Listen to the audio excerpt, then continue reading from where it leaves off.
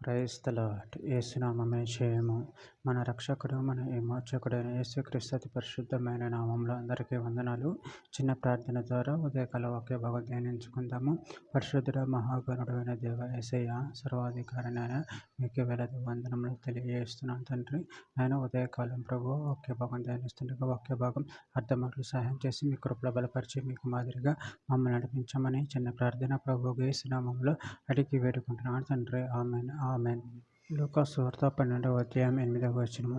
మరియు నేను మీతో చెప్పినదేమనగా, నన్ను మనుషులు ఎదుట ఒప్పుకొనువాడెవడో మనుష్య కుమారుడు దేవుని దూతల ఎదుట వానిని ఒప్పుకొనును. ఆమెన్. దేవుడి వాక్య భాగం దీవించును గాక. ప్రభునందు ప్రియులారా, ఇక్కడ వాక్య భాగాన్ని గమనించినట్లయితే, మరి నేను మీతో చెప్పినదేమనగా, నన్ను మనుషుల ఎదుట ఒప్పుకొనువాడెవడో మనుష్య కుమారుడు దేవుని దూతల ఎదుట వాళ్ళను ఒప్పుకొనును.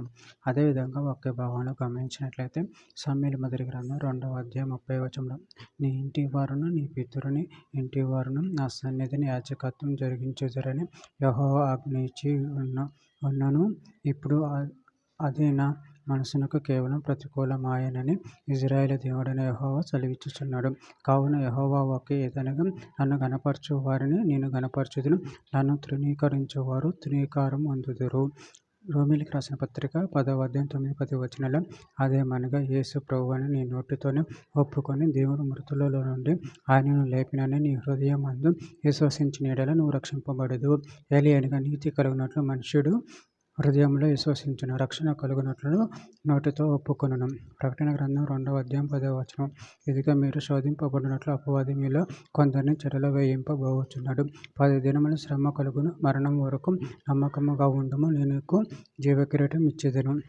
యూదా రాసిన పత్రిక 1వ అధ్యాయం 24-25 వచనాల్లో, త్రుటిల్లకుండా మిమ్మల్ని కాపాడుటకును తన మహిమ ఎదుట ఆనందంతో మిమ్మల్ని నిర్దోషులుగా నిలబెట్టుటకును శక్తిగల మన రక్షకుడైన అద్వితీయ దేవునికి మన ప్రభువైన యేసుక్రీస్తు ద్వారా మహిమయు మహాత్మ్యమును ఆధిపత్యమును అధికారమును యుగములకును పూర్వమును ఇప్పుడును సర్వయుగములకును కలుగును గాక. ఆమెన్. చివరిగా ఒక మాట. యోహాను రాసిన మొదటి పత్రిక 4వ అధ్యాయం 15వ వచనం.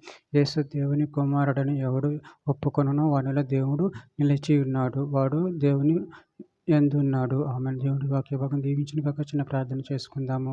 పరిశుద్ధుడ, ప్రేమగల దేవ యేసయ్య, నేను మీరు ఇచ్చిన వాక్యదానాన్ని బట్టి ప్రభు కృతజ్ఞతలు చెల్లించుకుంటున్నాను తండ్రి.